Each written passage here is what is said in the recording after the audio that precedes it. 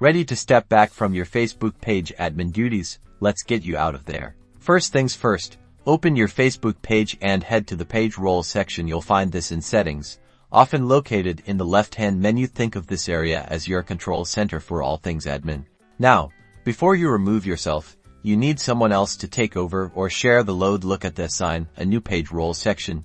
You'll type in the name or the Facebook profile of the person you want to give admin access to. Make sure they are already friends with you on Facebook.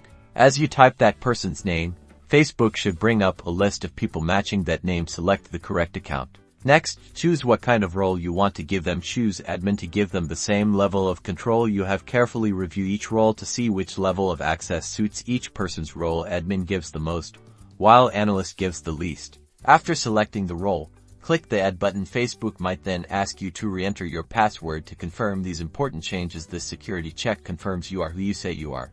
Now, here comes the big moment. Once your replacement is set up, go to the page roles section again. See your name listed.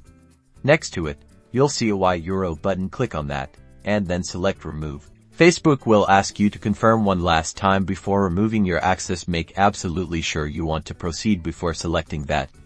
Then, just follow the prompts to complete the process, and you've successfully removed yourself as an admin.